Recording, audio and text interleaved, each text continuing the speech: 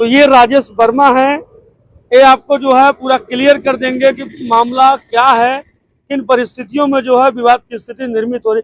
आपके ऊपर जो गंभीर आरोप लगाए जा रहे हैं कि आप किसी की पत्नी को जो है किसी के पति से जो है जुदा कर रहे हैं, विवाद की स्थिति उत्पन्न कर रहे हैं, क्या मामला है ऐसा? सर, पत्नी भी तो क्या नाबालिग नहीं है कि हम उसको पहला फुसला लेंगे। और किसी का हेल्प कर देना या किसी का सहयोग कर देना, अगर ये गुनाह है तो मैं गुनाह किया हूँ। और दूसरी चीज़ सर कि उस दिन तो मतलब किसी प्रकार का कोई बातचीत ही नहीं थी।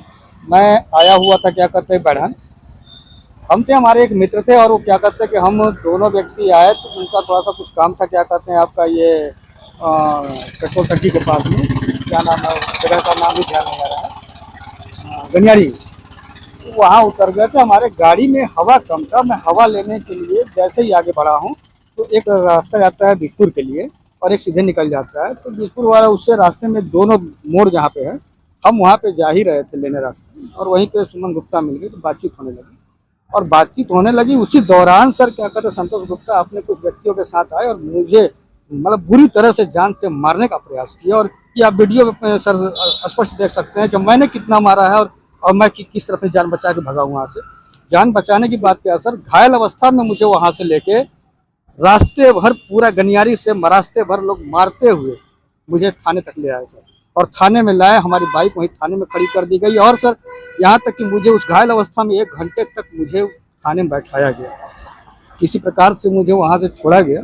मैं गया तो फिर क्या कहते हैं नेहरू में रास्ते में बेहोशी कंडीशन आ गई हमारी। देखिए सर, ये मेरे कान के पर्दे फट चुके हैं, सुनाई बहुत कम दे रहा है मुझे, और ये पूरी तरह सुन्न है। मेरे सर पे चोटें आई हुई हैं, सारा एक्सरे वगैरह सारा मेरे पास है। और नेहरू चिकित्सालय में हमने इलाज कराया 5 दिन। इसके बाद सर क्या कहते हैं रास्ते में मैं बेहोश कंडीशन हुई तो भाई छोटा वाला था, तो भाई मेरे बोला कि चलिए थोड़ा ट्रीटमेंट करवा दें। तो प्राथमिक उपचार करवाने के लिए वो नेहरू गया, 3-4 इंजेक्शन उस रात में लगे। तो मैं वहाँ से कुछ अच्छा महसूस किया, फिर मैं घर चला गया। घर जब गया तो मेरी कंडीशन रात में बिगड़ने लग गई। फिर सुबह भाई तुरंत लेके क्या कहते फिर नेहरू आया, फिर एडमिट किया, फिर सारा चेकअप और सारा इलाज चल रहा है सर। अभी भी ऑपरेशन के लिए डॉक्टर बोल रखा है। नहीं तो जो आरोप लग रहे हैं कि आप किसी की पत्नी को जो है संतोष गुप्ता की पत्नी को जो है आप संतोष गुप्ता से जो है जुदा कर रहे हैं, ऐसा है क्या? आपकी संतोष गुप्ता की पत्नी से कोई संबंध है क्या? सर ये पूरी जानकारी तो आप उनकी पत्नी से ही ले सकते हैं। आप बेहिचक जाके उनकी पत्नी से भी आप वार्तालाप करके उनकी पूरी जानकारी ले लीजिए कि हाँ मेरे और उनके क्या संबंध। आपके संबंध तो नहीं? मेरे संबंध कुछ नहीं है सर। तो ये राजेश वर्मा के बयान आपने सुना कि किस प्रकार से इनके साथ मारपीट हुई, और मारपीट के बाद जो है इन्हीं के ऊपर जो है आरोप लगाते हुए संतोष गुप्ता ने जो है थाने में आवेदन दिया, थाने में बयान दिया। और अब जो है हम आपको सुनाऊंगा संतोष गुप्ता की पत्नी का बयान, जो संतोष गुप्ता बता रहे हैं कि उनकी पत्नी और राजेश वर्मा ने जो है मिल के जो है संतोष गुप्ता के साथ मारपीट कर रहे हैं। तो आप उन्हीं के संतोष गुप्ता की पत्नी का जो है आप सुने कि उनकी पत्नी जो है क्या कुछ कह रही है, क्या वास्तव में इनके साथ उनके संबंध है या नहीं है, या फिर वो संबंध किस प्रकार से है, मददगार के रूप में है या फिर पारिवारिक संबंध है या फिर प्रेम प्रसंग का मामला है।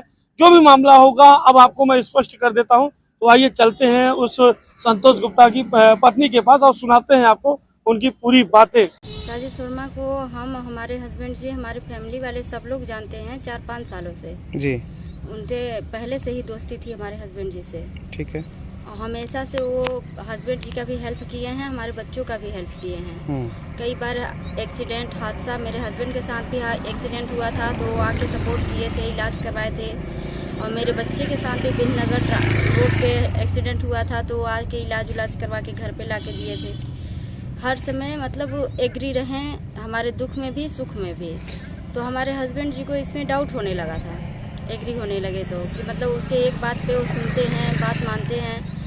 और मेरी कहानी बहुत लंबी है, शादी जब से हुआ है इससे पहले भी मेरी ससुराल की कहानी, मेरे हस्बैंड के साथ का रिश्ता बहुत अलग है। जो आप बहुत विस्तार से जानना चाहेंगे तो ही मैं बता चाहूँगी। नहीं तो आप बता सकती हैं ना, क्या जैसे जो आरोप लगाया जा रहा है राजेश वर्मा और आपको लेकर संबंध को, इस पर क्या कहना चाहेंगे आप? इसमें हमारा उनसे सिर्फ जान पहचान है, कोई संबंध नहीं है।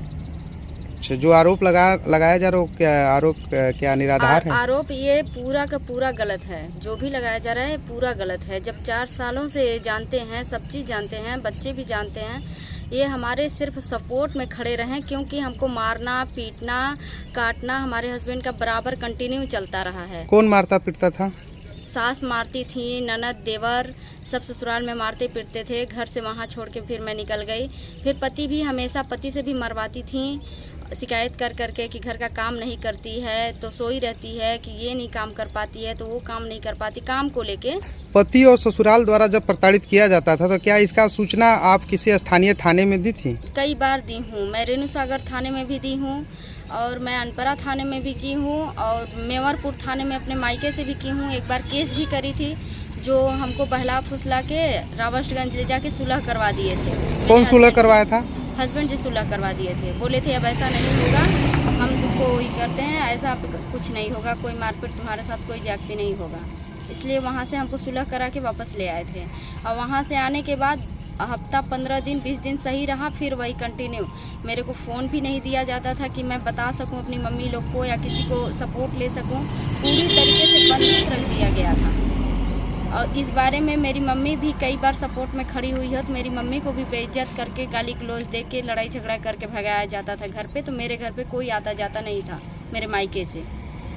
शुरू से यही कहानी चल रही थी, हमेशा मारना पीटना टॉर्चर करना। शरीर पे बहुत सारे जख्म हैं, हमारे निशान हैं, आप देख सकते हैं। पूरा हाथ कटा हुआ है, जो हाथ हस्बैंड और सास काटी हुई हैं इस हाथ। अच्छा, इसका इलाज कहाँ पर हुआ था? मेरी मम्मी करवाई है। कहाँ पे?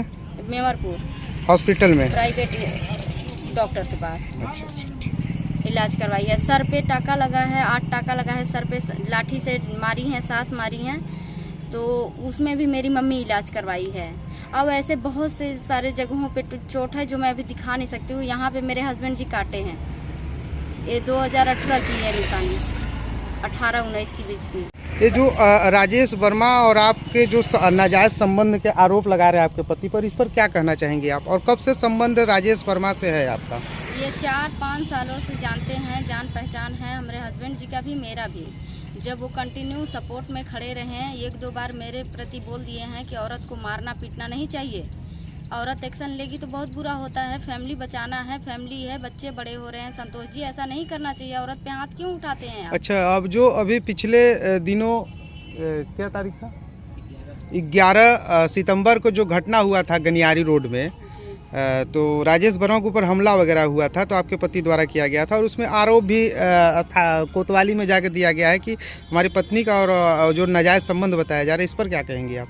ये पूरा का पूरा गलत है, क्योंकि हम बैढ़न और गनियारी और बीजपुर जाने का रोड है चौराहा, वहाँ पे हम मिले थे। हम बैढ़न गई थी मार्केट, सिलाई का मैं काम करती हूँ, उस माध्यम से मैं मार्केट गई थी। मार्केट से लौटते समय वो मेरे को मिले थे, मैं उनसे बातचीत करने लगी खड़े होके, और वो मौके के तलाश में थे हमारे हस्बैंड मौके के, क्योंकि वो बोल दिए थे 1-2 बार कि मेरी पत्नी है, तो वो क्यों बोल रहे हैं मैं अपनी पत्नी को मारूँ काटूँ जो भी करूँ, तो वो क्यों बीच में बोल रहे हैं? इसी का खुन्नस निकालने के लिए ये साजिश, सोची समझी साजिश थी उनकी, जिसके वजह से उस दिन उनको मौका मिला है। बात ही मैं कर रही थी उनसे, तब तक वो आए हैं, पब्लिक को इकट्ठा किए हैं और हमला मार दिए हैं, और वहाँ पे बोल दिया गया कि नहीं मेरी औरत के साथ ऐसा है वैसा है। तो संबंध हम बीच चौराहे पे बनाने जाएंगे, हमको ये बता दीजिए। न्यूज़ वाले जो यहाँ से वहाँ वायरल कर रहे हैं, ये मेरे से पूछना जरूरी क्यों नहीं समझ रहे हैं कि रोड में संबंध बनाया जाता है, जो संबंध के मामले में उड़ाया जा रहा है। बीच चौराहे पे हुआ है, पब्लिक को इकट्ठा करके मारा पीटा गया है, पूरा का पूरा उनसे खुन्नस निकाला गया है, ये दुश्मनी का निकाला गया है। जो भी होगा पहले से मुझे नहीं मालूम अंदर से क्या दुश्मनी थी, क्या चल रहा था उनको, लेकिन ये पूरा का पूरा बदला जान से मारने का प्लानिंग था उनका, जो पब्लिक के बीच में इस तरीके का वो किए हैं, पब्लिक का फ़ायदा उठा के। फेसबुक आईडी, इंस्टाग्राम आईडी, सारा फ़ोन मेरा छीन लिए हैं, और मेरी कई आईडी बनाए हुए हैं मेरे हस्बैंड जी, जो गलत इस्तेमाल कर रहे हैं। मेरी फ़ोटो मेरी वीडियो उसमें डाल के वायरल कर रहे हैं, लोगों में पूरी तरीके से उस तरीके से दिखा रहे हैं, मेरी आईडी को इस्तेमाल कर रहे हैं गलत तरीके से, और मेरा फ़ोन वगैरह सब छीन लिया गया है। मैं किसी से कोई मदद नहीं ले सकती, कुछ भी ना कर सकूँ, इस चीज़ का पूरा वो किए गए हैं। और मेरे पास भी उनके खिलाफ फ़ोटो हैं जो उस टाइप के वो कार्य करते हैं। एक नंबर के अय्यासी किस्म के मेरे पति हैं, जो कुछ फ़ोटो हैं जो अपने खिलाफ सारा प्रूफ वो हटा चुके हैं मेरे पास से। और उनके पास, मेरे पास उनका 1-2 फ़ोटो है जो मैं दिखाना चाहती हूँ, ये भी मैं डालना चाहती हूँ। कैसा फ़ोटो है वो? उनका जो औरतों के साथ संबंध बनाना वगैरह वगैरह, यहाँ वहाँ अय्यासी करना, ये सारी चीज़ें फ़ोटो है, 1-2 फ़ोटो है जो मैं उसमें दिखाना चाहूँगी।